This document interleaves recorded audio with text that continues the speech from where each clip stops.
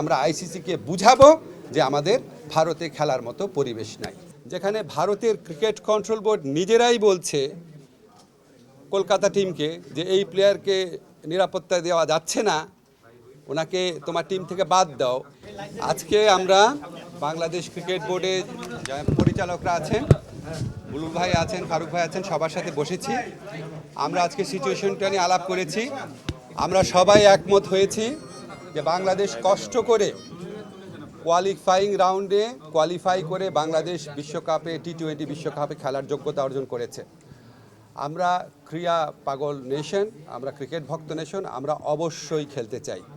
কিন্তু এটা আমাদের জাতির অবমাননার বিনিময়ে আমাদের ক্রিকেটার এবং আমাদের দর্শক, আমাদের সাংবাদিক, তাদের নিরাপত্তার বিনিময়ে, দেশের মর্যাদার বিনিময়ে আমরা বিশ্বকাপ ক্রিকেট খেলতে চাই না। আজকে আমরা আইসিসি থেকে যে চিঠিটা পেয়েছি, সেই চিঠিতে পড়ে আমাদের কাছে মনে হয়েছে ভারতে যে প্রচণ্ড একটা নিরাপত্তা ইস্যু তৈরি হয়েছে বাংলাদেশের ক্রিকেটারদের জন্য, সেটা তারা রিয়ালাইজ করতে সক্ষম হয় নাই। এবং আমার কাছে মনে হয়েছে এটা নিরাপত্তা ইস্যু শুধু না, এটা জাতীয় অবমাননা ইস্যু। যাই হোক, আমরা নিরাপত্তা ইস্যুটাকেই মুখ্য করে দেখছি।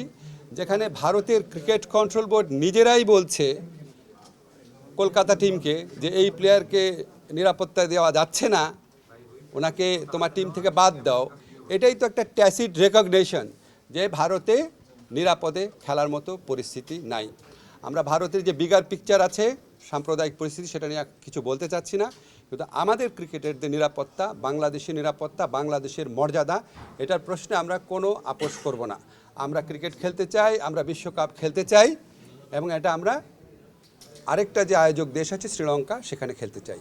এই পজিশনে আমরা অনড় আছি। আমরা কেন এই পজিশনে অনড় আছি? আমরা আশা করি আমরা আইসিসিকে বুঝাতে সক্ষম হব, এবং আইসিসি আমাদের যুক্তিগুলো সহৃদতার সাথে নিরপেক্ষভাবে বিবেচনা করে আমরা কষ্ট করে যে অর্জনটা করেছি সেই টি-20 বিশ্বকাপে আমাদের খেলার সুযোগ করে দিবে। ধন্যবাদ।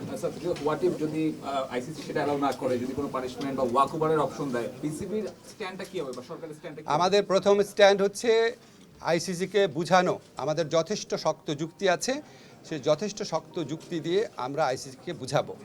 আমাদের স্ট্যান্ডের মূল নীতি হচ্ছে বাংলাদেশের নিরাপত্তা, বাংলাদেশের সম্মান আর বাংলাদেশের মর্যাদার প্রশ্নে আমরা আপোষ করব না, কিন্তু আমরা অবশ্যই ক্রিকেট বিশ্বকাপ খেলতে চাই।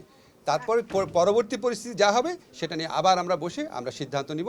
এখন পর্যন্ত আমরা এই সিদ্ধান্ত খুব ক্লিয়ারলি নিয়েছি যে আমরা আইসিসিকে বুঝাবো যে আমাদের ভারতে খেলার মতো পরিবেশ নাই। স্যার, আপনাদের দিক থেকে আইসিসিকে কোনো ফর্মাল চিঠি আবার দেওয়া হবে কিনা, আপনি বোঝানোর কথা? আজকে রাত্রে বা কালকে সকালের মধ্যেই দেওয়া হবে।